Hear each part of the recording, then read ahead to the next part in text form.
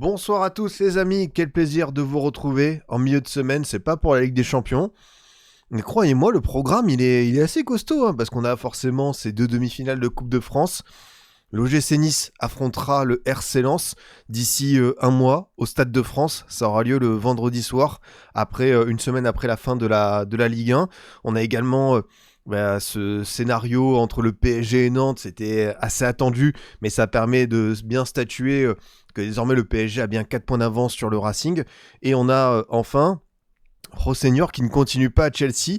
Alors certains diront qu'ils n'étaient pas surpris, mais niveau timing, Chelsea a fait du Chelsea, contrat XXL, colossal, projet à long terme, tout ce qu'il faut, et paf, au bout de 3 mois, ça se termine.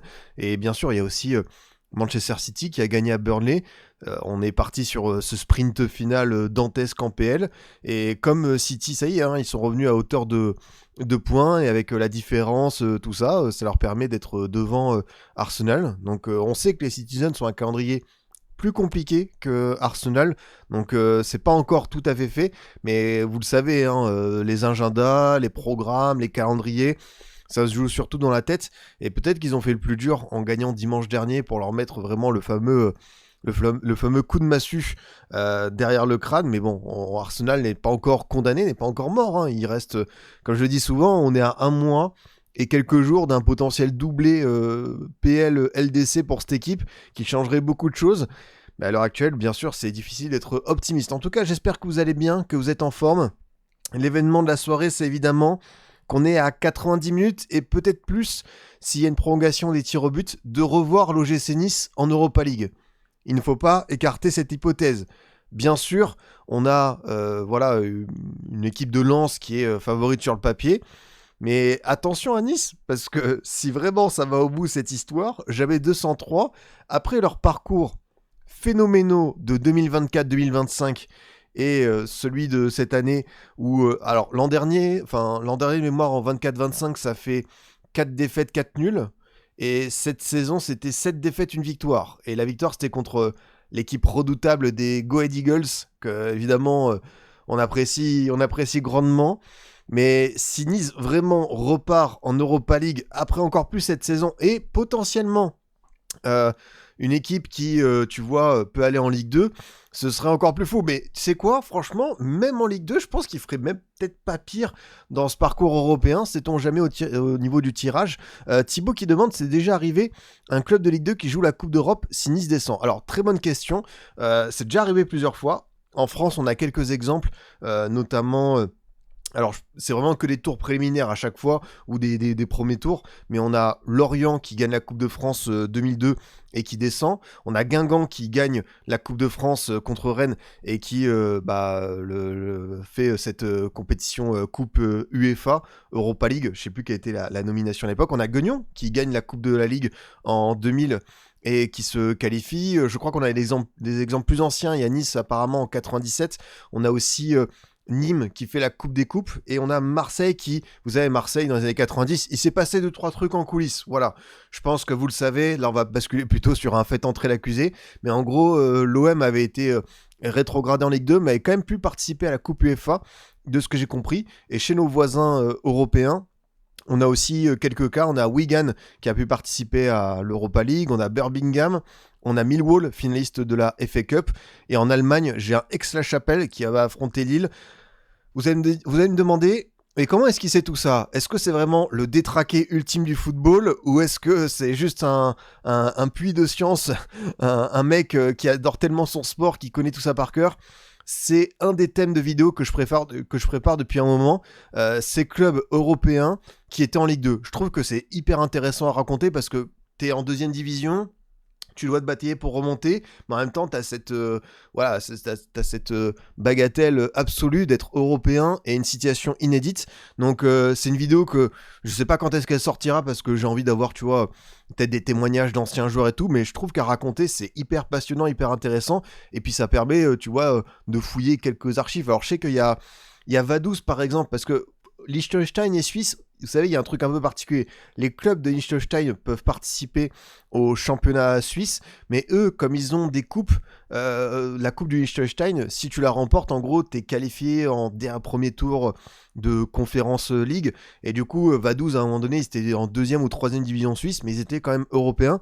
Je pense qu'il y a quelques exemples à aller farfouiller un peu partout en Europe, mais je trouve l'histoire trop intéressante, et bon, peut-être pas de garantie que ça sorte cette saison, peut-être plus pour la saison prochaine, mais on se tiendra au courant pour ça, quoi.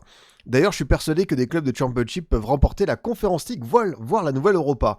Europa, c'est quand même chaud. Franchement, un très bon club de Championship, pour moi, il se fait tordre par Fribourg. Enfin, je veux pas faire le puriste de la Bundesliga, mais très clairement, il y a quand même un gap. Par contre, Conference League, tu me dis que par exemple, le Coventry City de Frank Lampard, il fait un quart, une demi-finale. Je ne serais pas surpris. Après, il faut savoir relativiser tout, mais c'est vrai qu'on aimerait bien peut-être tester cette expérience, quoi. Coventry se fait tordre par Fribourg? Non. Pour moi, Fribourg tabasse Coventry, tabasse Millwall, Ipswich, Southampton, et également Leicester. Tu me tends une très belle perche, l'ami. Nous sommes en deuil. Les Foxes ont fait le back-to-back relégation. Il y a quelques clubs qui ont vécu ça, notamment Sunderland, vous le savez, grâce à la fameuse série de Netflix. On a aussi un Luton Town qui l'a fait récemment. On a également Wolverhampton un peu plus tôt. Mais quelle tristesse, ça fait de la peine. J'ai pas d'attache particulière, voilà, c'est pas mon club en Angleterre, mais c'est un symbole, c'est une époque particulière, c'est une saison d'un kiff génial. Et ça fait beaucoup de... Ouais, ça fait bizarre, quoi. Enfin, c'est un peu un choc. Alors, bien sûr, on est tous au courant, les gars. Le change sur Football Manager 2027, le change sur IFC 27, on va y aller tout droit. Mais en même temps, c'est vrai que peut-être qu'on ira voir tout à l'heure, on l'a déjà vu la dernière fois, leur effectif. Oui, quand tu vois leur équipe, avec du Vestergaard, du Patson Daka, du Mavididi, du Jordan Ayew, du Harry Winks, du Oliver Skip, du Ricardo Pereira, du Asmir Begovic, tout ça, tu dis, bah, c'est pas mal sur le papier. Et c'est vrai, normalement, c'est une équipe milieu de tableau PL.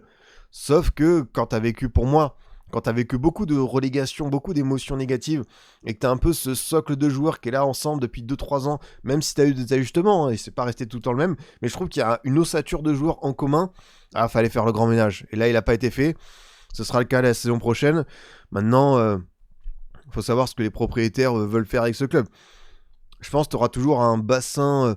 voilà, de supporters qui soutiendront le truc, mais il faudra repartir. Et bon, Sunderland, tu vois leur saison en PL pour un retour 8 ans après, ça doit servir d'exemple. Très clairement, ça va être le cas. Désolé Peter, je sais que tu mets pas mal de messages tout à l'heure sur le Barça, sur Yamal et tout. J'ai pas du tout de match devant moi parce que pour moi la Liga, elle est quand même pliée, terminée. Je regarderai le petit replay. Apparemment, Yamal est sorti blessé de ce que j'ai vu, de ce que j'ai compris par rapport à ce que vous dites, mais même ton histoire de hors-jeu, tout ça, je t'avoue que je peux rien capter. Là, je triche pas, j'ai pas de double écran, et en même temps, il faut que je me remette de mes émotions, parce que, voilà, on est à un match, une finale, de revoir les Aiglons terroriser l'Europa League le jeudi soir, donc faut que je me prépare mentalement à ça. Bah écoutez, il y a du monde ce soir, grandement plaisir avec évidemment l'Enaïc Boss, Jacob, Brandon, Lenaïc, Peter, Ilairod, Elliot, supporter toulousain malheureux. J'ai également du Yas, du Ninor, supporter nantais plus que malheureux, contrarié, et Enzo Djebali, le scout, qu'on salue, qu'on embrasse, qui est plus qu'une connaissance, qui est un ami, une personne avec laquelle j'aime beaucoup discuter. Et c'est vrai qu'il rappelle quelque chose de particulier, c'est que l'an dernier, on a quasiment vécu la même chose entre Reims et Nice. Reims qui luttait pour sa peau et qui finalement a fait et la Coupe de France et le barrage de Ligue 1. Vous le savez, Nice a un calendrier compliqué pour terminer le championnat, avec notamment 2 matchs au Vélodrome et la réception de Lens. Est-ce que la JOCR peut remonter ? Il y a AGA Nice à 33e journée, donc pourquoi pas avoir un scénario, une finale du maintien, comme on l'a vu avec Sochaux-Evian 2014. C'est ce qu'on va espérer. Mais ouais, juste un an après, t'as encore une fois une équipe dans le rouge qui peut peut-être sauver sa saison, ou au contraire tout perdre. C'est un gros bonus, mais j'avoue que le match de Nice ce soir peut quand même donner de l'espoir vis-à-vis du maintien. T'as eu évidemment des périodes sans, mais sur la gestion, la préparation et la solidarité, dans la continuité du 0-0 à Lille, où ça n'a pas pris de but, ce soir encore ça prend pas de but. Tu fais Pierre Mauroy et Lameno, tu prends 0 but en 180 minutes. C'est quand même archi encourageant. Et merci beaucoup Ninor pour ton abonnement. C'est ouf, je me rends pas compte, déjà 1 an, et oui. Par contre, ça arrive au moment où mon club descend en Ligue 2. Ah ça, je pense que vous l'avez peut-être vu entre la démonstration sur le terrain et l'interview de fin de match de Vaïd. On a acté que ce FC Nantes-là allait descendre. Et le calendrier qui reste est assez difficile. Hein. Je crois que t'as Lens, t'as Marseille, t'as Rennes aussi également. Donc trop compliqué de voir les Nantais sauver. Le dernier espoir pour moi, c'était potentiellement une victoire contre Brest. Tu l'as pas obtenu, même si vous l'avez sans doute vu, Talibou a vu son carton rouge qui a été lunaire et un peu incompréhensible annulé. Mais du coup, on n'a pas rembobiné le match avec le fait qu'il laisse son équipe à 10 contre 11 et que derrière, c'est Chardonnay qui plante dans le temps additionnel. Donc, c'est vrai que Nantes, cette saison, après la VAR, tu vois, le but refusé, c'est ça, t'as beaucoup de choses qui sont contre toi. De toute façon, vous connaissez mon avis sur Nantes, c'est une équipe qui doit aller en Ligue 2. J'ai rien contre les Nantais. J'ai souvent dit à quel point, moi, quand j'étais à la Beaujoire, l'ambiance de la tribune noire exceptionnelle, c'est un monument du foot français. C'est le symbole du jeu à la nantaise, de tous ces coachs emblématiques, la Ribas, Suodo, Denwex. Vraiment, ça me parle. Mais c'est juste la gestion d'Ikita. Pour moi, il faut une sanction. Et cette sanction, c'est la relégation. Maintenant, c'est vrai, ce que je vois sur le terrain, c'était pas glorieux. Mais bon, t'as aussi cette histoire, tu sais, un peu de chance, est-ce que la réussite aurait pu tourner en ta faveur. Là, pour le coup, même les Nantais, ils ont rien eu, vraiment pas un biscuit à se mettre sous la dent. C'était pas leur saison. C'était pas leur saison. Est-ce que tu as vu mon message sur Vaduz plus haut? Ah ouais, je vois que ça parle de Vaduz. Alors, attends. Vaduz, ils sont obligés de gagner la coupe de leur championnat pour aller en conférence, donc ils veulent aller en LDC, ils sont obligés de gagner conférence, Europa et seulement LDC, c'est leur seul moyen d'y aller, c'est mon défi le plus cool sur les FM. Ah ouais, ça c'est super propre quoi. Ils sont dans le championnat suisse, mais même s'ils gagnent le championnat, ils peuvent pas jouer l'Europe, car ils ne sont pas suisses. Ah, c'est intéressant ça. C'est vrai que je peux comprendre la motivation via cette belle Coupe de Suisse.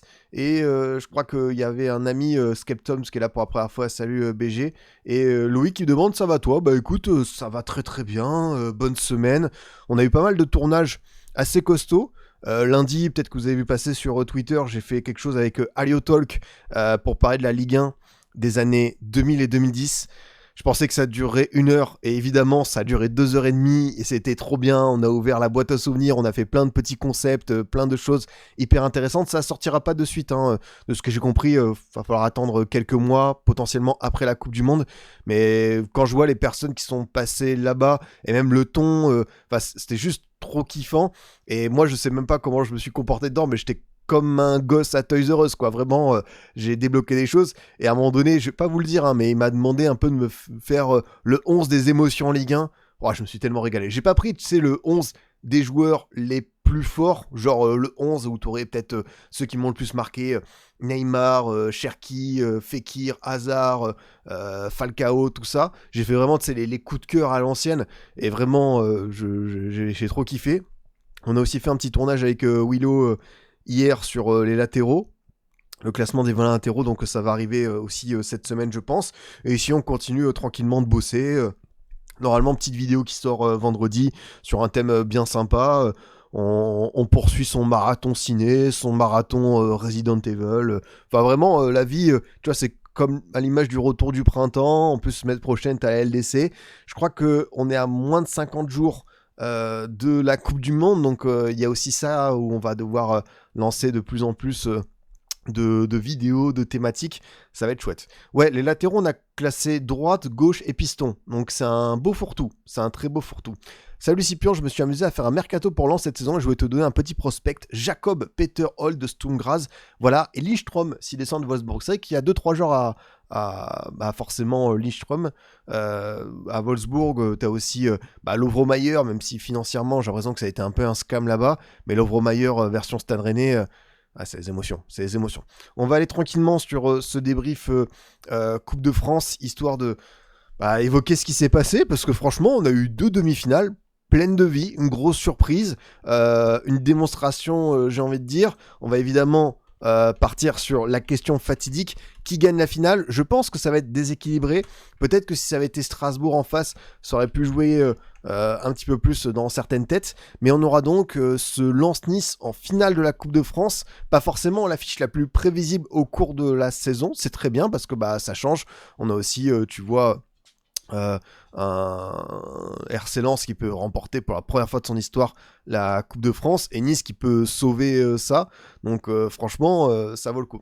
Salut Scipion, je sais pas si tu joues toujours à FM26 mais est-ce qu'il vaut le coup? Je vais être très honnête avec toi, FM26 j'ai lancé une partie avec le Real Oviedo pour tester le jeu, j'ai même pas dépassé le 3e match de préparation, j'ai tellement de choses à faire et c'est pas pour faire le businessman, le mec surdébordé. Si je voulais, je pourrais jouer FM, mais comme il y a d'autres choses à côté, je me suis lancé dans le défi des films, tout ça. Donc non, j'ai pas touché à FM, mais quand il y aura un moment où certains projets, tu vois, je vais pas dire qu'ils seront en pause, mais on aura passé peut-être une petite tempête de boulot, je me ferai peut-être une partie tranquille, tu vois, sans pression. Mais vraiment, sans pression, ça c'est clair et net. Écoutez, belle surprise quand même, hein, surtout que Strasbourg avait laissé une équipe vraiment bis, voire C contre le Stade Rennais. La question c'était est-ce que l'OGC Nice allait jouer cette demi-finale, qui est quand même une demi-finale de Coupe de France à fond, ou est-ce que t'as le match au Vélodrome qui était dans certaines têtes. Je pense que là où Strasbourg loupe le coche, c'est ces 30 premières minutes où ça bombarde beaucoup sur le but de Maxime Dupé, où t'as énormément d'opportunités, d'occasions, où t'as Godot qui en a une, t'as Ouattara qui a également une belle opportunité.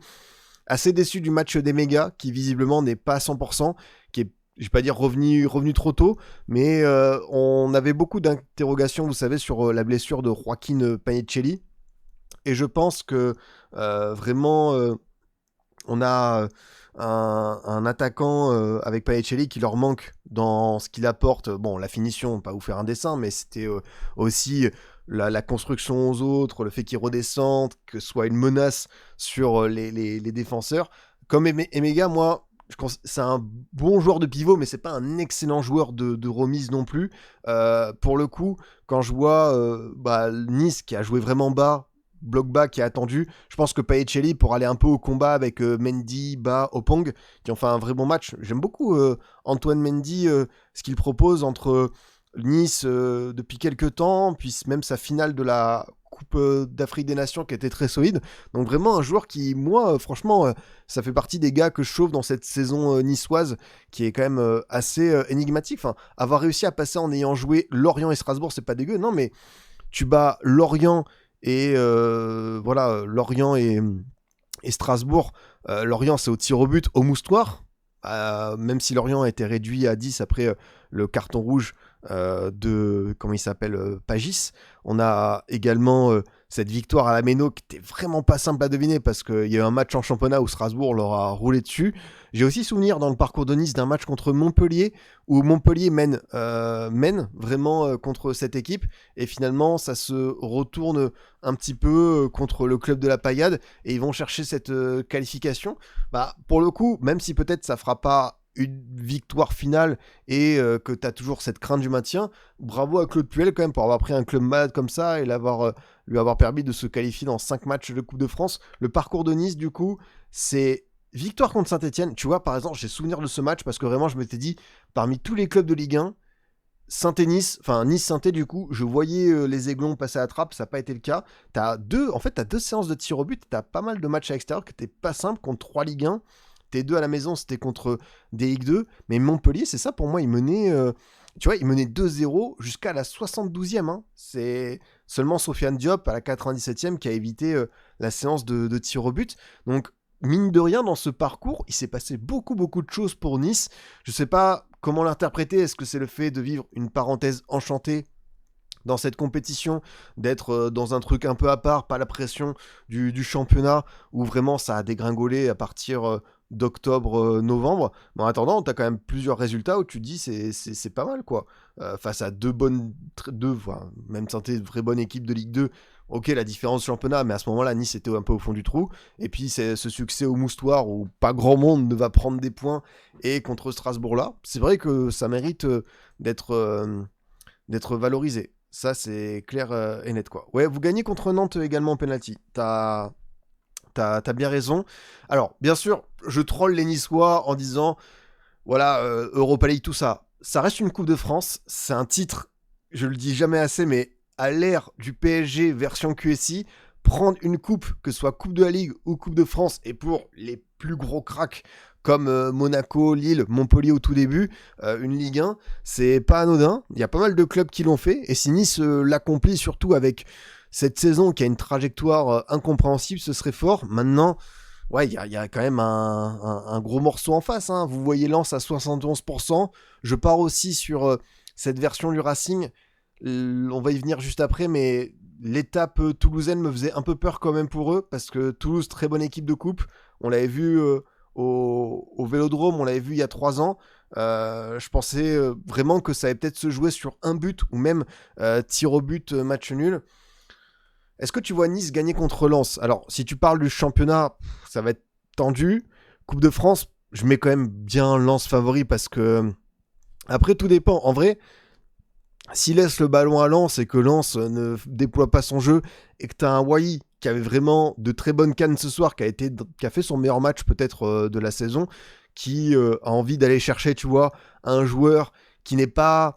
voilà, au summum encore de sa carrière, un gars comme Gagnou qui est très très bon, que j'adore, mais qui débute, voilà, si Wai va le titiller, si t'as également un Baïdou qui a fait cette petite erreur de relance hier contre le TEF, peut-être que ça peut jouer, mais ils ont quand même pas mal d'armes les Lensois, ils ont une profondeur de banc, t'auras sans doute l'apport des tribunes avec, je pense, Lamaré, Sang et Or. Maintenant, ça reste une finale, c'est toujours des moments à part. Je m'en souviens de Nantes-Nice, c'était l'inverse. Nice était quand même favori contre un Nantes qui était un peu en mode presque maintien. C'est particulier, mais je pense quand même que Lens a montré aussi dans cette finale, enfin dans son parcours, on va faire aussi le parcours de Lens évidemment, qu'ils avaient des ressources, et je pense à ce match à Lyon où Lens fait vraiment une très bonne heure et se fait rattraper, vous savez, avec les 2 buts à la fin, le lob notamment de Rémi Imbert. Et pour moi, je m'étais dit, aïe aïe aïe, là c'est dur parce que peut-être que c'est le moment où ça a bien switché pour l'OL. Du coup, t'as un club amateur, l'Entente Fény, t'as victoire à Sochaux, victoire à 3, bonne équipe de Ligue 2, et ensuite t'as eu tes 2 équipes de Ligue 1, l'OL là-bas, ça s'est joué au tir au but, et d'ailleurs, ça peut aussi avoir son importance. La séance de tir au but qu'ont envoyé les Lensois ce soir-là, choqué. C'est une des meilleures séances collectivement que j'ai pu voir d'une équipe, parce que tous les tirs étaient parfaits. J'ai souvenir de Ryan Fofana, de Flotov, enfin vraiment c'est les tirs bien exécutés sans trembler que j'aime. Et juste après on va évoquer cette demi contre Toulouse qui a été vraiment très très bien négociée avec de la réussite, mais vraiment ils ont mis tous les ingrédients qu'il fallait, donc on va voir, mais ouais, les parcours sont assez intéressants. En fait, ce qui m'interpelle quand je joue à Nice, c'est toujours la même chose. Cette équipe, peut-être qu'elle n'aurait pas dû être top 8 de Ligue 1, tout ça, mais elle a quand même des joueurs de talent. Tu vois, tout n'est pas à jeter du côté de Nice. Alors, je pense que Wai aurait fait un bien fou lors de son arrivée au mercato hivernal entre Mofi, qui avait eu la brouille avec les supporters en compagnie de Boga, Kevin Carlos, qui est Kevin Carlos, comme Isaac Johnson, un échec. On avait, tu vois... Sofiane Diop qui sortait du lot, qui est resté sur le banc d'ailleurs ce soir. On a également Mohamed Ali Chou avec son irrégularité, mais je pense aussi à Boudaoui qui est pris à partie par le public, certains à Nice, qui se fait siffler, mais quand Boudaoui est dans un jour comme ça, c'est vraiment un très très bon joueur de ballon. Il fait grandement plaisir. J'ai beaucoup aimé même le match de Louché. Il y a eu des renversements de jeu de la part de Sanson. Sur les côtés, Eklos et Bard avaient quand même du gros matériel avec... Moreira Ouattara, tout n'a pas été idyllique dans cette soirée lensoise, enfin niçoise justement, désolé pour le lapsus, mais voilà, je trouve que l'entame était pas évidente, que Strasbourg t'as vraiment mis le feu assez vite, mais ça s'est bien estompé. Mais en tout cas, ouais, ça a bien résisté. Défensivement, t'es sur la continuité de la grosse perf bien solide qu'il fallait à Lille, et même t'as un arrêt de gardien. Désolé si j'ai pas tous les arrêts, toutes les interventions des portiers cette saison en Coupe de France. Je pourrais pas citer certains en 32e de finale. Mais Dupé, ce qu'il fait sur Enciso, Niveau réflexe, c'est impressionnant. Enfin, c'est un des arrêts de la saison dans le foot français. Surtout qu'à ce moment-là, il n'y a que 1-0 pour Nice. Et je pense que peut-être que ce petit but peut emmener la méno avec toi, peut réveiller quelque chose.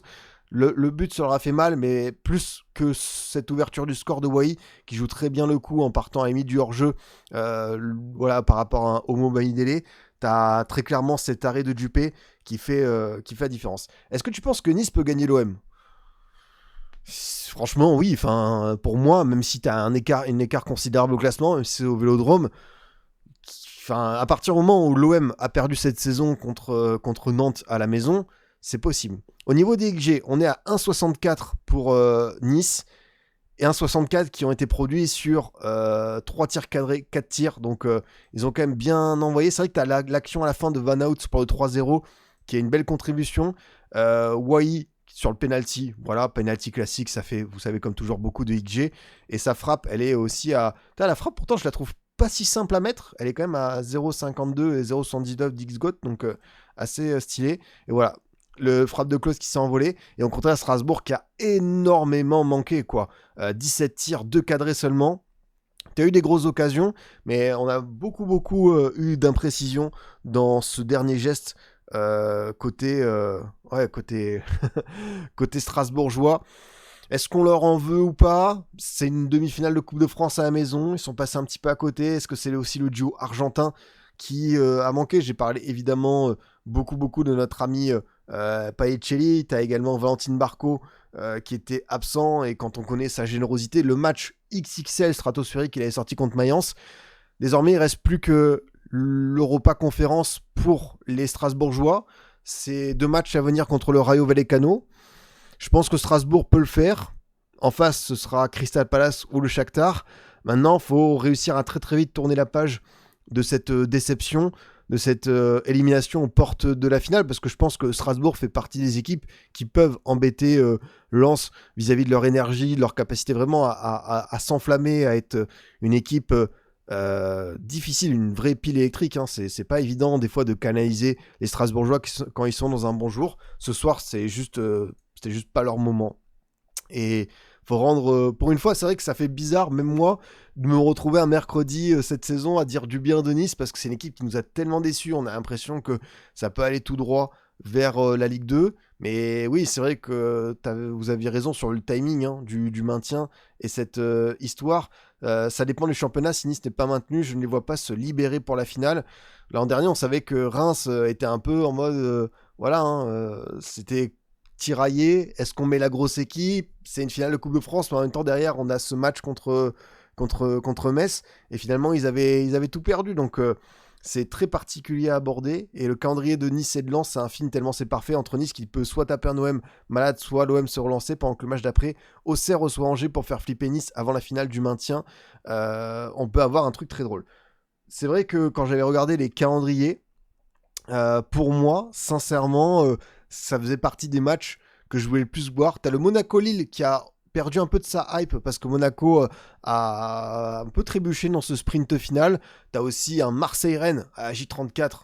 Ah, hein, là on va sortir le popcorn. Et bien sûr, t'as un Lyon-Lens qui va également intervenir. Ouais, franchement, on a encore de très beaux rendez-vous. Et d'ailleurs, je rappelle juste, alors je suis pas le VRP de Ligue 1+, mais il y a 8 matchs ce week-end qui seront en accès libre. Gratuit, si vous voulez profiter de quelques rendez-vous savoureux. Il y a notamment le derby Rennes-Nantes qui peut être pas mal du tout. On a le Marseille-Nice, on a de gros rendez-vous, même le OL-Auxerre qui va valoir le coup. Donc pour mes amoureux de la Ligue 1, ceux qui peuvent pas avoir accès aux abonnements, on sait hein, que ça a un certain prix, que ça coûte et qu'il y a d'autres priorités dans la vie. Bah là, vous pouvez vous régaler parce qu'il y aura quand même cette possibilité, quoi. Toi le fan qui se souvient de beaucoup de choses, StatFoot nous dit Peter. Claude Puel se qualifie en finale de Coupe de France en tant qu'entraîneur pour la 2e fois après 2020 avec la Saint-Etienne. Il n'a gagné aucun de ses 4 derniers matchs sur le banc au Stade de France depuis sa victoire avec Lille contre Manchester United en C1 le 2 novembre 2005. Des souvenirs. Je peux même te dire le buteur. C'est Asimovic. Si je suis bon, normalement, ça c'est un match qui m'a marqué parce que ça faisait partie à l'époque des rares rencontres qui étaient diffusées sur TF1 et on pouvait en profiter. Hop, buteur Asimovic. Voilà. Non mais voilà, hein, on n'est pas, on se tabasse pas sur les quiz pour rien quoi. Et comme je vous disais, c'était l'époque de la rareté où on avait vraiment un ou deux matchs par semaine et c'était le match à pas louper. C'était l'OL de Gérard Rouillet, c'était les bandes annonces de Thierry Gilardi que vous connaissez comme moi, le Real Milan avec Kaka, le meilleur buteur contre Cristiano Ronaldo, le meilleur joueur du monde. Non, franchement, c'était... C'est vrai que quand je revois des bandes annonces sur TikTok en scrollant, je m'arrête dessus quoi. C'est vraiment même des fois je me suis retapé des bandes annonces de téléfoot, c'est trop fort quoi. En plus bon de temps en temps t'as un certain club du Sud-Ouest qui est mentionné, ça donne du baume au cœur. Et vous savez évidemment comme moi que la tentation est trop grande quand je tombe sur ce type de compo. Je ne peux résister à l'envie de vous dire. Donc on avait Tony Silva au cage, Mathieu Chalmé, Tavlaridis, Raphaël, Taforo en défense. Une ligne de 4, la ligne de 4, elle est extrêmement Ligue 1. Enfin, je l'aime beaucoup en tout cas. Mathieu Dubuchy, Jean de Macoun, Mathieu Bonnemer et Geoffrey Dernis. J'aime beaucoup ce que je vois. Et l'attaque, Matt Moussilou, un vrai beau flop à l'OM, et Asimovic. Et sur le banc, on avait Maliki, Cabaye déjà là, Daniel Gigax, Fauvergue, Peter Odewingie, la légende, Plestan, Lichtsteiner, ça fait bien plaisir. Côté United, c'est beau parce qu'ils tapent quand même une équipe, nos amis lillois, où t'as Van der Sar, Oshie, Ferdinand, Brown, Sylvestre, Smith, Darren Fletcher, et l'attaque, l'attaque, elle fait mal au crâne, hein. À part Richardson qui a pas fait une carrière dingue, mais t'as Van Nistelrooy, Rooney, CR7, et sur le banc, t'as Park Ji-sung et Gérard Piqué, qui est là quand même, et je crois que c'est Giuseppe Rossi également. Ouf, vraiment, c'était... des deux côtés, il y a des choses qui font plaisir à voir. Mais en tout cas, les matchs de Claude Puel au Stade de France, c'était un beau petit quiz. Ça, c'est vrai que ça fait plaisir. Je me demande s'il les retourne pas, peut-être à l'époque quand Lens fait des matchs, déménage là-bas, tout ça. Mais dernière victoire à ce moment-là, c'est fort, quoi. Maintenant, le reste du groupe du LOSC, putain, je me demande s'il y a... Non, il n'y a pas le Milan quand même. C'est pas cette saison-là, ils vont chercher une victoire là-bas. Je sais plus. On va aller voir. Hein. Moi, j'aurais dit le Milan et peut-être une équipe de l'Est, une équipe russe. Je sais pas, je vais peut-être tenter le Lokomotiv Moscou comme ça, mais ce serait totalement écœurant de se souvenir de ça. Donc 2004, 2005, c'est ça? Ou c'est 2005-2006 peut-être plus qu'il faut que j'aille chercher comme groupe. On va aller voir ça de ce pas. Hop, groupe. On a donc groupe A qui va s'afficher. Juve, Bayern, Bruges, tout ça, ça nous intéresse pas. Villarreal. Ah non, c'était Benfica. Bon, je me suis trompé d'une année. C'est 2007. C'est 2007 très clairement. Le sous-marin jaune, hein. Mais d'ailleurs, c'est l'année où ils vont en demi-finale, où Juan Roman Riquelme rate malheureusement son penalty contre Jens Lehmann. Attendez, ça fait trop bizarre de voir le Manchester United quand même terminer dernier de son groupe. Le groupe, il est costaud, tu vois, mais United et tout, c'est... ça fait bizarre. Ça fait bizarre très clairement, quoi.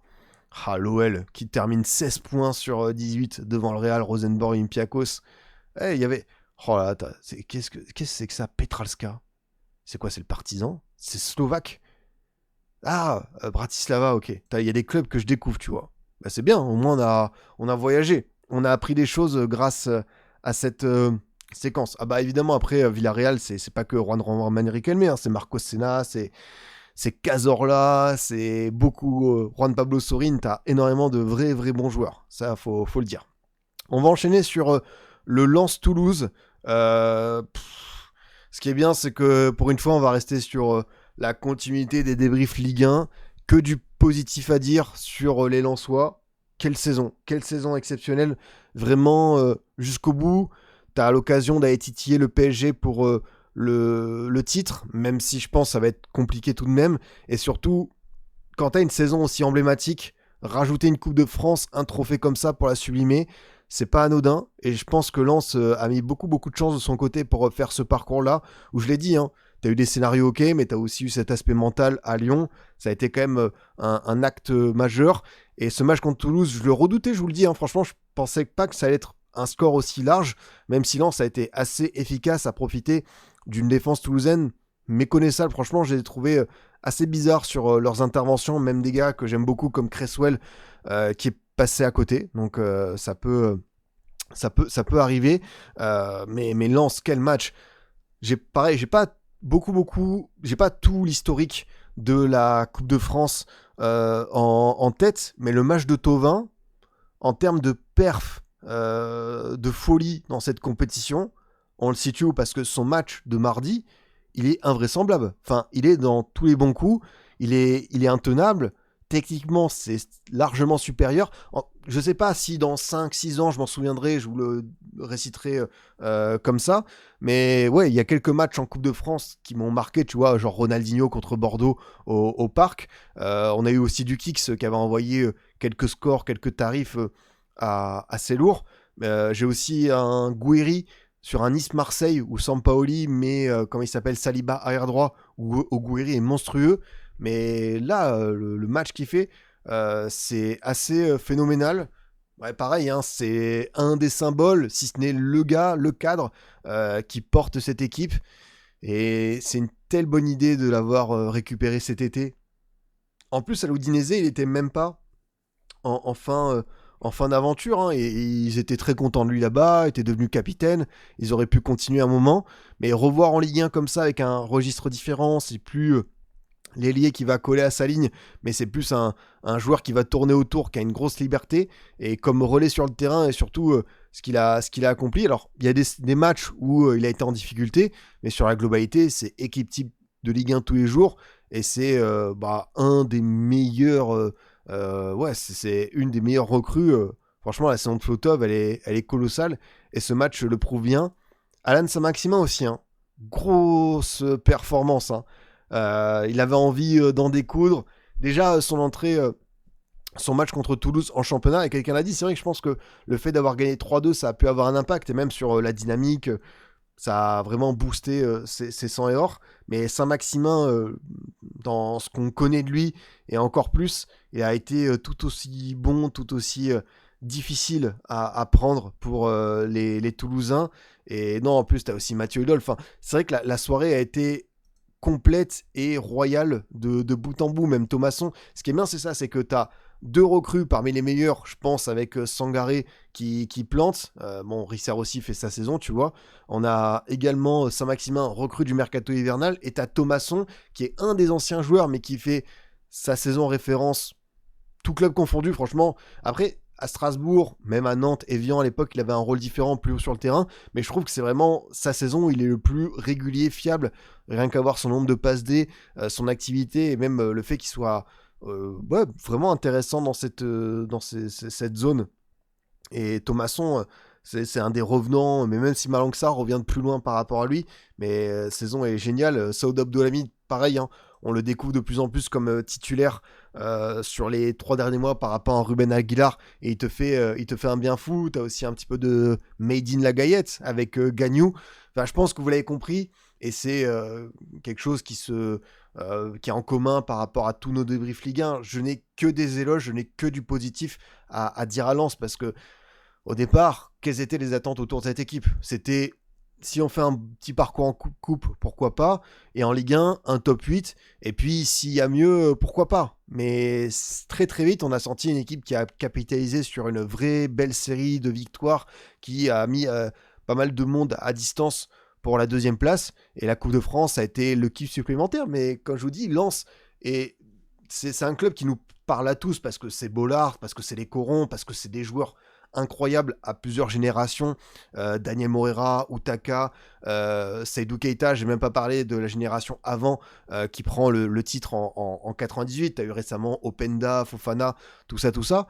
Mais Lens, t'as pas un palmarès qui est gigantesque. Donc là, réussir à aller chercher cette Coupe de France pour un peu plus valoriser cette saison, dont les supporters se souviendront à vie, mais même, je pense, les observateurs extérieurs, c'est ce qu'il faut. Donc ils sont plus qu'à un match. Maintenant, c'est toujours la même chose, c'est l'humilité, c'est ne pas se croire arrivé. Je pense que Lens a quand même vécu des défaites cette saison où voilà, ils n'ont pas trouvé la bonne recette. Je pense à la défaite au Moustoir ou même l'excès de confiance à 2-0 contre Monaco. Mais très clairement, c'est une équipe ouais, on s'en souviendra, ça c'est clair et net.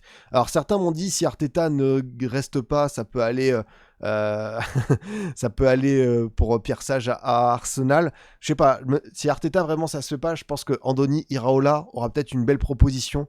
Le coach de Bournemouth qui a annoncé son départ. Vous savez qu'il y a Bilbao qui va laisser partir Ernesto Valverde qui adorait le faire revenir à la maison au Pays Basque.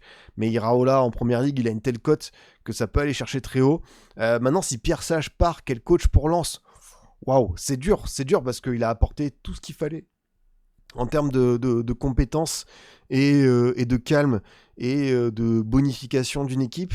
Mais ouais, parler d'un remplaçant idéal, franchement, j'en vois pas 100 000. Hein. Ça va être chaud. Hein. Salut Scipion, Arteta restera même si ça gagne rien à la fin de l'année. Écoute, on peut lui souhaiter ou pas, mais moi, je suis pas sûr. Franchement, si la saison se termine mal pour Arsenal, je me dis que d'un point de vue du blocage mental, se dire est-ce que c'est peut-être moi le responsable et qu'il s'en aille de lui-même, j'exclus pas cette hypothèse. Ça, c'est authentique, quoi.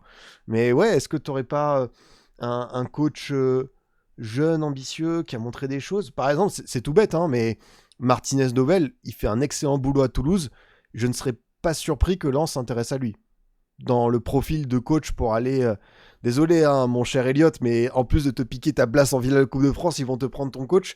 Mais je pense que Martinez Novel, il a aussi pas mal de courtisans qu'on évoque pas assez encore parce que bon, la saison doit se terminer. Mais je n'exclus pas, pareil, de voir ça. Donc, ouais, le match a été très très bien géré. Ils ont su assez vite faire la différence, ne pas se prendre la tête, même si tu as eu cette petite alerte sur la réduction de l'écart par Hidalgo et la bonne déviation d'Emerson. J'ai évidemment une pensée pour Christian Cáceres et non Martin Cáceres. euh, J'aime beaucoup le journaliste qui a une pensée pour Martin Cáceres parce que même moi, dans ma folie des je pense à, ça faisait très longtemps que je l'avais oublié, le défenseur argentin, enfin uruguayen. Ouh, là, désolé pour la confusion, le défenseur uruguayen, mais Christian Cáceres qui le reprend sur son nom, un peu tout gêné et tout. C'est vrai que ça m'a fait sourire. Moi, j'ai un nom de coach qui connaît la LDC et qui connaît le club. Oh, ah, c'est pas évident là comme ça à deviner. Ah, pourquoi pas Eric Roy. Ah, Eric Roy. Eric Roy, c'est vrai que tu as peut-être la fin d'un cycle à Brest, mais ce qu'il a fait vis-à-vis du matériel et sur le rapport aux supporters, à la communauté d'identité, c'est pas décollant. Ce serait pas mon plan A, mais si tu me dis c'est un plan C ou D, je pense que ça pourrait le faire, quoi. Et c'est ça, comme tu le dis, Elliot, pour le TEF, j'ai vu que ça parlait beaucoup de Pantaloni. Bah, en vrai, vu sa saison au coach corse, ce qu'il a fait à Lorient, ouais, j'ai envie de dire que c'est l'étape logique d'après. Et franchement, je pense que ce sera un bon mariage, tu vois. Ça va être quelque chose. Mais oui, on va arrêter d'imaginer Pierre Sage partir, désolé aux Lensois, on est en train de leur donner des frayeurs sans doute inutiles. Mais non, cette équipe, elle m'a régalé. Du coup, Lens, ça termine comment cette petite fin de saison? Ça va à Brest vendredi. Tu as le premier round contre Nice, du coup, le samedi d'après. Ensuite, tu reçois Nantes. Entre la J33 et la J34, tu as cette fameuse finale potentielle pour le titre entre Lens et le PSG. Et puis, tu as l'OL Lens qui va tomber pour la dernière journée. Et 5 jours plus tard, tu auras donc ce match au Stade de France. Donc, vous êtes bien informés. Pour Nice, le calendrier de la peur, c'est donc Marseille, Nice, Nice-Lens, Auxerre-Nice et Nice-Metz avant ce match contre Lens. Ouais, c'est vrai que tu as un match direct contre Auxerre. Si tu le perds pas, pour moi, je pense que tu seras peut-être pas loin d'être maintenu. Juste après, tu as Metz. Mais bon, t'es jamais à l'abri d'une dinguerie. Mais en tout cas, ouais, il faudra faire le point après ces deux matchs contre l'OM et Lens et voir si la GIA a notamment battu Angers à la maison. Ça peut peut-être se jouer là. C'est vrai que ça va être un bel enjeu. Et vraiment, si vous voulez qu'on aille sur cette question passionnante de l'Europa League que Nice pourrait retrouver, je sais que notre ami Football Ranking, il fait souvent des pots où ça se projette. Donc là, à l'instant où on parle, en Europa, on aurait comme équipe qualifiée Leverkusen, Chelsea, la Roma, Benfica, Betis, Bodo Glimt, Alkmaar, Olympiakos, Braga. Dans le chapeau 2, Fener, Real Sociedad, Shakhtar, l'OM, Fribourg, Ferencváros, Victoria Pilsen, PAOK, Salzbourg. Chapeau 3, le Celtic, Prague, Stade Rennais, Anderlecht, Panathinaikos, le Sturm Graz, Lech Poznan, AEK Athènes, Bournemouth. Chapeau 4. Oh, waouh, dans le chapeau 4, il y a des dingueries, hein, parce qu'il y a Crystal Palace et Com, rien que ça. T'as aussi Trabzonspor, t'as Celje, l'Apoel Beersheva, Nek, Nimeng, Saint-Tron, Aarhus, AGF, je crois, et Mialbi. Non mais attendez, Nice, il y a un monde où ça fait pas beaucoup de points si ça y retourne, hein, parce que, l'Europa l'an prochain, si t'as Chelsea, la Roma, Leverkusen, t'as les épouvantails avec Com, Palace, même Bournemouth, chapeau 3. Bah en vrai, même pour Rennes et l'OM, c'est une belle chose. T'as aussi la Real Sociedad, t'as de nouveau le Betis. En vrai, ouais, elle a des atouts, hein, cette Europa League. Donc faudra espérer un tirage clément, mais même contre Mialbi et Nek Nimeg, non mais je sais que les pots, ça ne fait plus grand-chose, mais si t'es Nice, par exemple, et que tu prends, allez, on va faire le pire du pire. Si tu prends Chelsea et Leverkusen, tu prends la Real et Fenerbahçe, tu vas prendre, allez, on va peut-être pas leur donner Bournemouth, on va leur donner quoi? Quoi qu'on peut leur donner peut-être Bournemouth, mais ça m'enlèverait l'option Crystal Palace parce que je crois que t'as que 2 adversaires du même pays. Mais j'avoue que dans le Trabzonspor Com, et tu vas leur donner Bournemouth et peut-être Celtic ou Anderlecht, quoi. Non, franchement, c'est un enfer, hein. C'est chaud, quoi.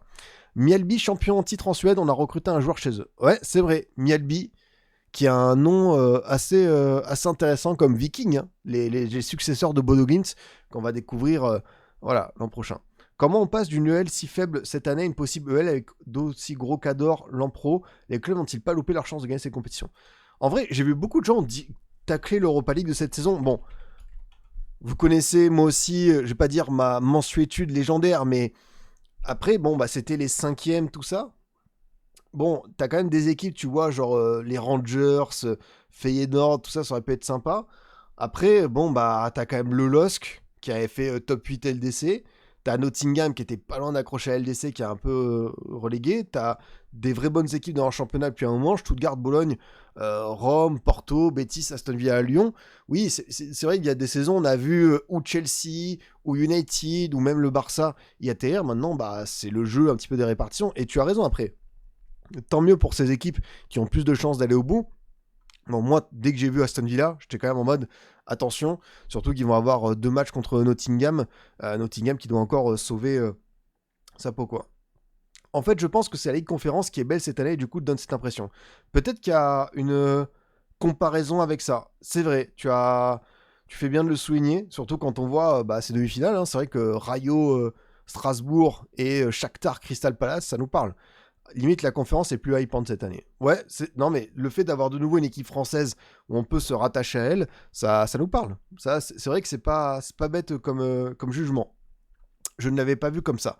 On va aller juste sur le PSG Nantes, qui était le match en retard de Ligue 1. Pas trop de suspense pour cette J26 décalée avec Monsieur Gvara qui s'est dit bah écoutez les gars, si c'est un match qui est en milieu de semaine, laissez-moi faire le job et je vais m'en charger. Penalty tiré qui est pas non plus excellemment tiré parce que El Gato Lopez peut le sortir, il est dessus. Voilà, on sait qu'à PSG il y a une certaine alternance des tireurs. Il y a Nuno Mendes qui en a mis, on pense que s'il revient pour le Bayern, ça pourrait être lui si l'occasion se présente. Mais il y en a d'autres qui en ont loupé, comme Dembélé, comme Doué, comme Vitinha, comme Ramos, même face à l'Olympique Lyonnais. Donc Vara s'est chargé de ça. Nantes n'a pas fait une mauvaise première période. Franchement, ils ont obtenu des situations. T'as notamment cette action où Louis Leroux marque un joli but, cette belle reprise. Mais Sissoko est signalé hors jeu. Donc ça... Ne compte pas là-dessus. Mais c'était un peu... En fait, c'est toujours difficile parce que tu peux parler de match bonus, mais quand tu dois sauver ta place en Ligue 1, tu peux pas non plus jeter une pièce en l'air et attendre que le hasard décide pour toi. Maintenant, le PSG avait décidé de mettre quand même une équipe un peu plus sérieuse, notamment sur le front offensif, pour aller chercher les 3 points et remettre Lens à distance. Et ça s'est senti. Le but de Désiré Doué, waouh, franchement, le travail Hakimi, Dembélé et cette frappe de Doué qui vraiment va transpercer la lucarne en croisée comme ça, où je pense qu'il faut de sacrés appuis, il faut être bien, bien tanké pour envoyer une frappe comme ça. Le but est splendide, but de Golden Boy, but de Wonderkin, et c'est vraiment une superbe réalisation. Alors Gvara, l'enchaînement qu'il fait sur son but, lui aussi, un but pas loin d'être gourcufesque, avec ce petit crochet, ce petit jeu dans la surface, le double contact, et il s'offre cette réalisation splendide. On sait que Vara, il a besoin de soigner ses stats en Ligue 1 parce que, je rappelle que c'est un joueur qui a il a moins de buts passe D, je suis pas sûr à 100%, mais en tout cas, Gvara a marqué plus de buts en LDC qu'en Ligue 1. Normalement, je crois après, il en a marqué un autre contre Lyon, donc peut-être qu'il va rattraper. Tu vois, il a plus qu'un but de retard. C'est 7 buts et 4 passes D en 25 matchs. En LDC, il a 8 buts et 5 passes D. Donc vraiment un bilan, l'homme des grands rendez-vous, l'homme des grands soirs et surtout l'homme du mardi, du mercredi. Contrairement à d'autres qui se sont surnommé The Weeknd. Lui, vraiment, les matchs comme ça, ça lui réussit bien. Il y a aussi, j'ai bien aimé encore une fois le match de Zaïre Emery qui a évolué dans plein de postes, plein de positions différentes et qui a réussi à avoir cette fiabilité, pas évidente au départ, mais de joueurs titulaires indiscutables dans cette équipe. Et franchement, Zaïre Emery, chapeau, parce que il a obtenu de nouveau sa place en équipe de France, il peut avoir un rôle à la prochaine Coupe du Monde, et même au-delà du fait d'être un joueur sur lequel on compte, c'est ce qu'il apporte sur le terrain dans plein de facettes différentes. Et Zaïre Emery, c'est le retour qui te fait sourire. Ouais. Je le voyais pas aussi bon. Même Marquinhos, qui n'avait pas été aligné en Ligue 1 depuis longtemps, il a fait son match. Ouais, comme tu dis, Jean Furks, il a moins de temps en Ligue 1 de titularisation, mais c'est quand même drôle, tu vois, de voir cette différence entre un joueur où on sait ce qu'il est capable de faire contre Arsenal, contre Liverpool, contre l'Inter, contre Chelsea, contre Leverkusen, il met aussi un but de folie en phase de groupe. Et là, dans le championnat, où normalement il devrait avoir cette dimension supérieure, je me suis posé la question par rapport à Gvara. Bon, c'est une année de Coupe du Monde, mais si on n'est pas sur une année Coupe du Monde, voire Euro, quoique Euro, il y a la Géorgie, je me demande si Gvara, sur une année peut-être impair, c'est pas un joueur qui peut aller chercher un ballon d'or.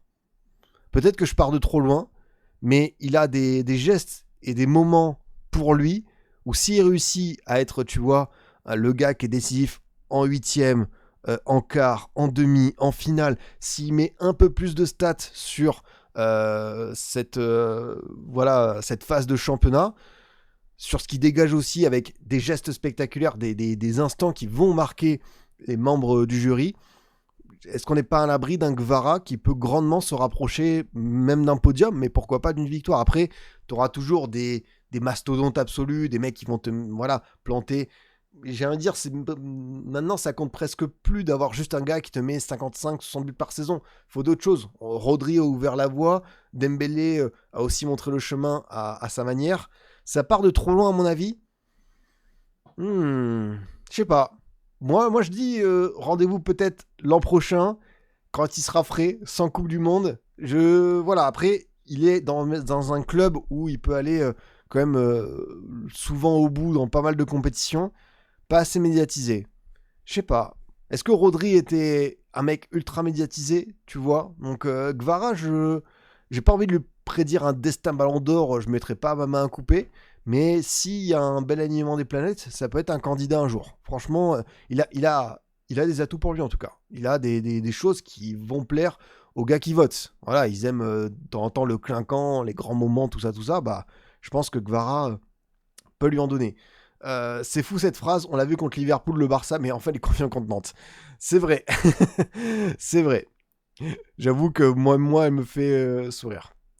Sa nationalité peut le desservir. Ah, peut-être, oui, il y a le côté, oui, si c'était Gvaradinho, peut-être qu'il aurait plus de chance. Mais l'an dernier, tu vois, il a fait partie de la liste des 30.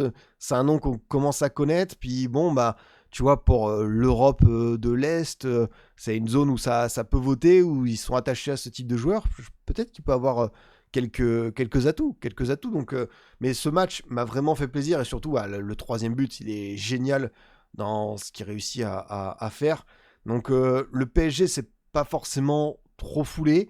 Mais tu as peut-être ce truc quand tu prépares le Bayern où tu te dis attention évidemment au coup de pied arrêté, au coup de pied arrêté défensif où c'est une séquence où tu es friable cette saison, où ça s'est reproduit à pas mal de reprises. Alors à qui la faute? Est-ce que c'est le gardien qui ne dirige pas assez sa défense? Est-ce que c'est certains centraux? Bon, Zabarni sera pas là contre le Bayern mais qui fait preuve d'une certaine fragilité. Faut trouver une solution parce que le Bayern a quand même, je vais pas vous l'apprendre, d'excellents tireurs. Un certain numéro 17, Michael Olise. Après, j'ai pas toutes les stats en tête du nombre de buts marqués par le Bayern, mais tu vois, je pense, n'empêche. Après, ça peut jouer à des détails, mais tu sais, un Harry Kane qui traîne dans la surface, qui recule, et un défenseur qui le suit pas. Pareil, un Luis Diaz qui se fait oublier. T'en as qui vont essayer d'apporter leur présence de la tête, comme t'as Upamecano, mais t'en as d'autres qui peuvent se mettre premier, deuxième poteau. Donc l'enjeu des coups de pied arrêtés défensifs pour le PSG, on est à une semaine et il commence maintenant pour faire ce réglage qui me paraît plus que nécessaire afin d'éviter... voilà, je pense que cette équipe elle a de vraies bonnes chances d'accéder à la finale, mais je pense quand même que c'est un vrai 50-50, hein, ce PSG Bayern. C'est pas parce que le Bayern a souffert contre le Real, je l'ai redit en plus, on a très sincèrement un Bayern qui a été traumatisé à plusieurs reprises par le Real en LDC, et c'était vraiment une équipe, un match à mettre de côté. Là c'est une autre configuration, mais le PSG, quand tu vois ce qu'ils ont été capables de faire contre Chelsea Liverpool, on a hâte, on a envie de voir ce beau spectacle. Et Kane est déjà à 52 buts avec le Bayern, je me rends même pas compte. Le Bayern qui a battu les Leverkusen en demi-finale de Coupe d'Allemagne, en Pokal.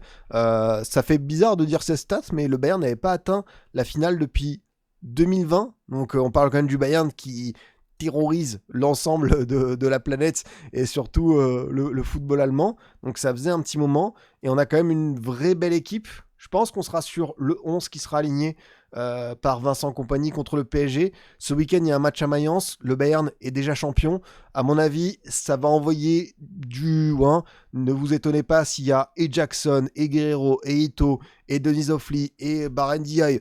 Je pense même qu'il y aura Schweinsteiger, Roy Mackay, Claudio Pizarro. On aura Butt au cage. On aura vraiment tous les gars qui sont aptes à jouer, sauf ces 11-là. Et le 11, il a quand même une donnée cruciale, importante, c'est la blessure de Gnabry. Parce que on a un joueur qui revenait bien cette saison, qui faisait une belle saison. Je suis triste pour lui parce que j'aimerais beaucoup cette version de Gnabry en 10.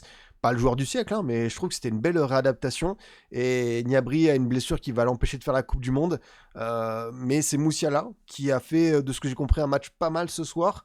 Donc on va revoir un Moussiala dans un contexte très particulier. Grand rendez-vous comme ça. On sait que la blessure, tout ça, ça a mis du temps à revenir.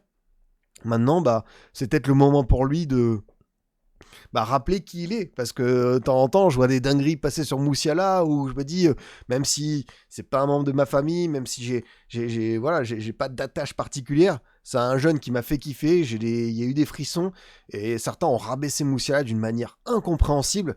Oui, t'es jeune, t'as une grosse blessure, la blessure a été dégueulasse, façon de s'exprimer l'été dernier, donc non, c'est chaud quoi. Salut Rajes, non, on n'a pas parlé des incidents en parcage nantais. Voilà, je sais qu'il y avait des banderoles, ça a répondu aussi du côté des Parisiens. J'ai pas souligné ça et même j'ai pas trop dit, tu vois, tout ce que je pensais du match de Nantes. Pour moi, ils n'ont pas été ridicules après, à partir du moment le deuxième but de Doué, le deuxième but du PSG inscrit par Doué, te met quand même un sacré coup au moral. T'as une demi-heure qui est correcte. Maintenant, tout ce qui est correct ne suffit plus quand t'es 17ème de Ligue 1 et que t'as gagné seulement 4 fois cette saison. T'as 5 points de retard sur la GIA. On va rappeler le calendrier de Nantes, qui va à Rennes, qui reçoit Marseille, qui va à Lens et qui reçoit Toulouse. En sachant que si Auxerre gagne un match contre Nice, contre Angers, ils te mettront à +8. Est-ce que Nantes est capable d'aller chercher 8 points dans ces rendez-vous-là? Je pense qu'on peut l'acter. Nantes est à 99% en Ligue 2. Et vous m'avez entendu au début, le plus dur, voilà, ça va être de reconstruire ce club. Mais si Kita, père, fils, ça reste, je suis pas forcément très optimiste pour pas revenir comme ça. Donc, ouais, triste pour ce monument du foot français, ça je vous le dis. Un petit mot également de Première Ligue, les amis. On avait quelques matchs ce soir, notamment un dans la course au titre. City qui s'impose 1-0 seulement contre Burnley avec un seul but d'Haaland. Je crois que ça a pas mal bombardé. Je crois que Cherki a fait un match de zinzin et il n'a pas été récompensé. On est à 3,54 d'XG, 28 tirs, 9 cadrés, 4 occasions, 3 grosses occasions nettes, notamment 11 corners à 3. Et je crois que Cherki a envoyé un match où je ne sais combien de passes clés, grosses occasions créées, enfin occasions créées 8, passes réussies 71 sur 79. Waouh, hey, franchement en ce moment il est quand même très très chaud notre Ryan. C'est vraiment sensationnel. Ah ouais, là vraiment 17 ballons touchés dans la surface adverse, lui-même il a une grosse occasion manquée. J'avoue que moi j'étais hyper hypé par le transfert, mais il a dépassé mes attentes. Moi je pensais que c'était une saison d'adaptation, comme par exemple un Bernardo Silva l'avait vécu, en mode j'apprends le logiciel PEP et puis petit à petit je donne un peu plus. Mais sa deuxième partie de saison, je vois un joueur qui va tellement loin et ça débloque certains verrous et désormais je ne sais pas jusqu'où il peut aller, mais vraiment ce Cherki 25-26 pour une première saison en Première Ligue avec toutes les questions de l'adaptation, la digestion d'un gros transfert, du fait d'avoir quand même la pression aussi d'être un gars sur lequel on mise depuis qu'il a 15-16 piges et de réussir à le convertir sur le terrain. Non, très très fort, franchement c'est exceptionnel. Pep a pas arrêté d'être sur son dos. Ah non, mais Pep en plus, je pense que c'est quand il aime ce genre de talent, tu vois, ça y va. Il mise sur ce poulain, il insiste à fond.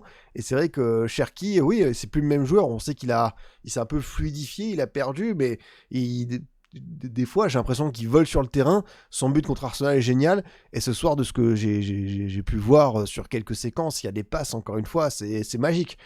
Du coup, Cherki, c'est toujours cette question. Équipe de France, à part pour être remplaçant. Mais je me demande, encore une fois, s'il n'y a pas un match ou une entrée en jeu qui peut changer son destin avec les Bleus. Et pourquoi pas devenir un titulaire. Quant à ce niveau de forme sur les 4-5 derniers mois, ça peut-être rabattre quelque chose. En fait, je pense qu'il y a vraiment Mbappé, Olysée, Dembélé qui partent sûrs. À gauche, tu auras une question entre Barcola et Doué. Et pour moi, Cherki, c'est un des premiers qui va rentrer à 60e, 65e.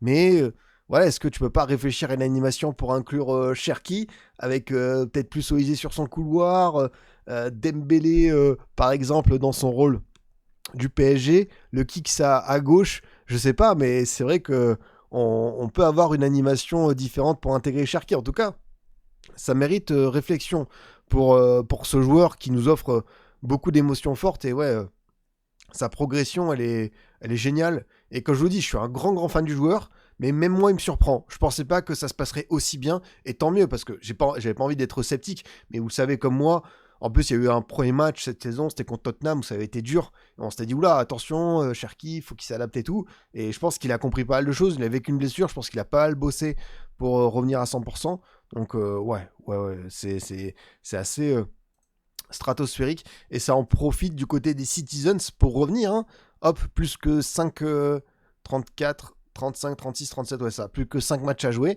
et ça récupère ce fauteuil. Donc là désormais la pression elle est sur Arsenal. On va rappeler du coup le petit calendrier en PL. Tu as d'abord de la FA Cup avec ce week-end le City Southampton, sinon tu as donc Everton City, City Brentford, Bournemouth City, City Palace et City Aston Villa. C'est vrai que les 5 matchs ils sont pas simples, ils sont galères. Est-ce que ça fait 15 sur 15 ? Pas sûr. Mais voilà, si une équipe de Pep est lancée à 100% dans un sprint final, faut aller les chercher quand même.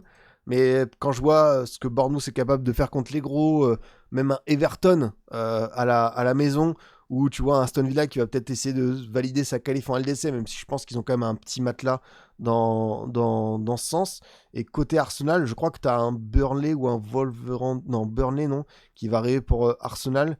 Ouais, c'est ça. Du coup, tu as les 2 demi-finales contre Atletico. Sinon, samedi, c'est Newcastle. Ensuite, c'est Fulham. Donc voilà, tu as 2 matchs à la maison. Tu vas à West Ham qui va jouer pour sa peau. Ensuite, tu as cette réception de Burnley et ce match à Palace. En vrai, le match où j'ai le plus peur, c'est limite West Ham avec ce truc du maintien. Après, voilà, hein, tu as été capable de bafouiller ton football, de te faire peur et de finalement trébucher contre Bournemouth. Attention, Newcastle-Fulham, même si Newcastle est un peu en roulis depuis un moment, Fulham, c'est galère à jouer. Burnley, ils seront déjà relégués. Et Palace, c'est jamais simple, mais peut-être que Palace fêtera une certaine Conference League. Donc, ça va être assez intéressant de se pencher là-dessus. Et ouais, on va, à mon avis, ça va jouer à J38. Hein. C'est le genre d'histoire où ça va se décider à la fin. Mais on va bien kiffer. T'inquiète, Dédé, il se rappelle de Cherki face à l'Espagne. C'est vrai, Enzo, il se dit bien qu'il va se garder comme impact player au pire des grands matchs. C'est vrai que ça a une importance, ça. L'entrée de Cherki contre l'Espagne, une des meilleures entrées de l'histoire de l'équipe de France. J'ai pas peur de le dire. Hein. Bon, il y en a eu d'autres, notamment pendant un Euro 2000 avec Wiltord, Pires, Trezeguet. Ce là il avait fait fort Roger Lemaire. Mais ouais, cette entrée de Cherki, elle est quand même assez géniale. Mais on a une grosse information qui est tombée après cette défaite catastrophique de Chelsea contre Brighton. On a vraiment une équipe des Blues qui n'y est plus du tout. C'est assez hallucinant. 5e défaite de suite, 5 matchs d'affilée sans marquer le moindre but. Et une équipe vraiment en perdition. Personne de reconnaissable. Qu'est-ce qui se passe à Chelsea ? Le navire Tang, 6 tirs, 0 cadré, 0,37 d'XG contre une belle équipe de Brighton. Ouais, voilà. D'ailleurs, Brighton qui est 6e, qui est passé devant Chelsea. Donc attention, ça peut avoir son incidence. La 6e place, faut la surveiller de près. Mais je crois qu'il y a un monde où Chelsea peut être 11e à l'issue de cette journée si Everton, Brentford ou même Sunderland gagnent leur match. Donc attention vraiment à la chute vertigineuse des Blues qui ont perdu sur des buts de Kadioglu, Hinchelwood et Danny Welbeck. Ce qui devait arriver arriva. Liam Rosseignor s'est fait virer. Une petite vingtaine de matchs arrivés cet hiver. Un contrat jusqu'en 2032 qui n'a pas tenu ses promesses. Et ça s'arrête. Hein. 11 victoires, 2 nuls, 9 défaites. Donc on est sur 22 matchs. En fait, je souffle, quoi. Et j'en veux même pas à Rosseignor. Il a accepté l'opportunité, le job. C'est un truc qui se refuse pas. Mais je me mets plus à la place de Chelsea. Maresca, il avait les épaules. Ok, t'as eu des dissonances entre lui, les dirigeants. Il voulait un défenseur central depuis un moment. Après, avec la blessure de Colwill, il n'a pas été entendu. Ils ont fait n'importe quoi, dirigeants de Chelsea, c'est pas la première fois. Maintenant, Rosseignor, ouais, c'est chaud. Enfin, vous en faites pas. Est-ce que les supporters de Strasbourg sont fiers d'avoir un entraîneur, leur ancien, qui s'est fait virer au bout de 3 mois? Ah, ça picote grandement. Mais oui, ces déclarations un peu du LinkedIn football. Je pense que Chelsea n'avait pas besoin de ça. Je pense que Chelsea, ils ont besoin d'un mec qui leur rentre dedans. Ils n'ont pas besoin d'un espèce de grand frère. Là, c'est plus le moment. Pourtant, ça avait pas trop mal commencé. T'avais une petite série de victoires. Moi, je m'en souviens de l'avoir mis dans un bulletin européen sur l'argent en disant bon bah voilà, Rosseignor, il s'est fait critiquer tout ça, mais sur le terrain, ça se passe pas trop mal. Après, qui pouvait croire dans cette histoire que ça irait jusqu'en 2032 ? Il y avait un monde où ça s'arrêtait dès cet été. Ils ont décidé de couper ça plus tôt. Mais sincèrement, quel échec. Vraiment. Et en termes de gestion, Chelsea, ça en souffre, quoi.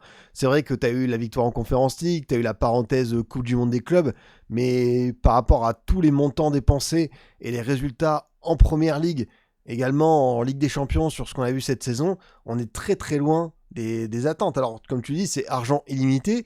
Bon, je crois que voilà, ils sont quand même perdus plusieurs centaines de millions d'euros, donc jusqu'à où ils sont prêts pour y aller. Ah non, mais toi, tu voyais pas Chelsea gagner la PL ? Ah non, mais je pense que je vais prendre perpète. Pour moi, ce sera même pas les assises. Moi, je passerai même pas par la case tribunal. Enfermez-moi dans la prison d'Alcatraz. Moi, franchement, le visage de Chelsea lors de la Coupe du Monde des clubs m'a vraiment plu. Et comment on était sur un mood, genre Arsenal a tellement la pression de le prendre. Liverpool, il y a le gros mercato, mais on n'est pas sûr que tous les profils soient compatibles. City est en période de reconstruction, je me suis dit, tu sais, Chelsea, on sait jamais quoi.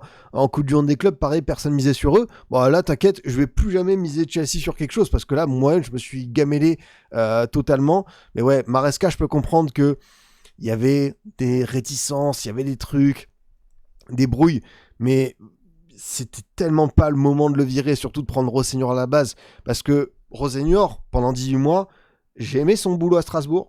Pareil, faut pas le survendre parce que quand il part, ils sont 7e, 8e de Ligue 1. On a vu, surtout sur la deuxième partie de saison, 2001-4, 2001-5, un vrai beau visage, une équipe très énergique, des joueurs qui se sont révélés, sublimés, mais tu peux pas passer pour moi d'un 7e, 8e de Ligue 1 au bout de 18 mois à Chelsea, parce que Chelsea, il faut être extrêmement prêt, solide, et il faut être sûr de ses forces. Je pense que Rosseignor est un coach encore en formation, et c'était pas le moment. C'était pas le moment, et voilà, c'est un crash monumental.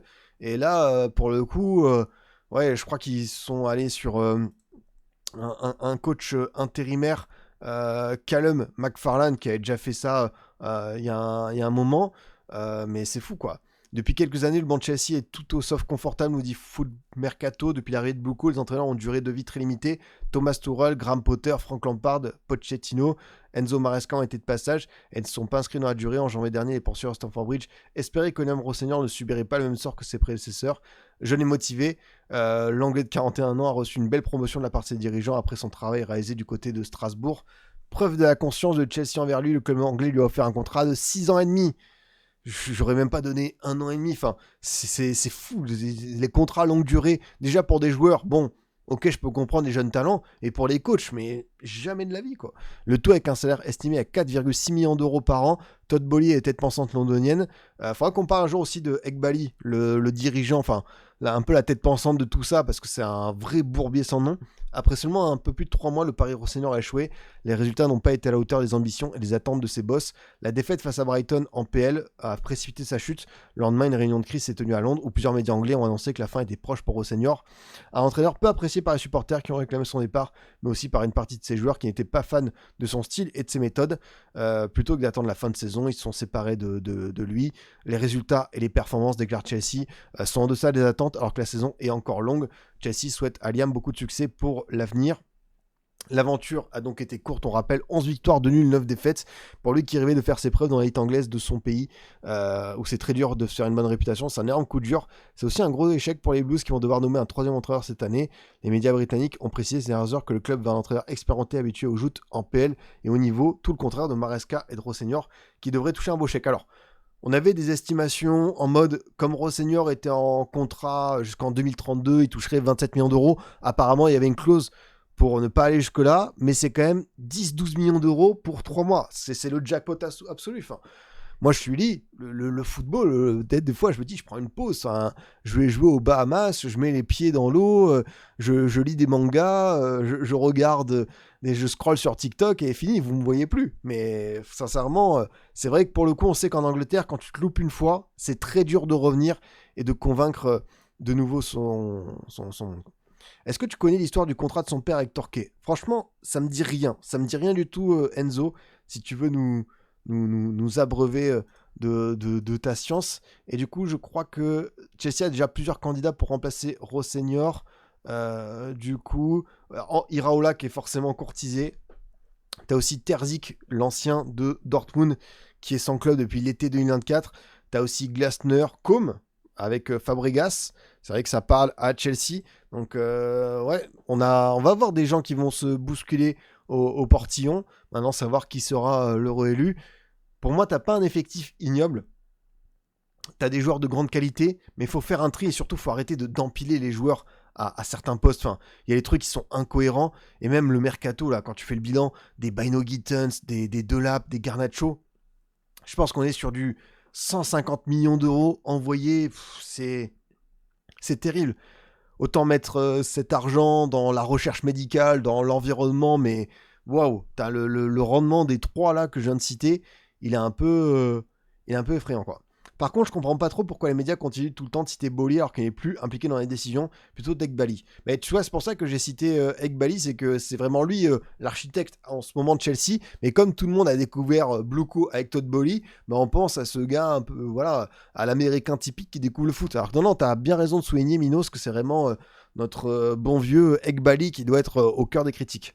Le père de Rosseigneur avait un contrat signé pour être coach la saison prochaine, sauf qu'au début de son contrat, les propriétaires ont vendu le club. Son contrat a commencé à 9h du matin, à 9h10 du matin, il était viré. C'est exceptionnel. Tu sais que ça mérite presque une vidéo, un format court.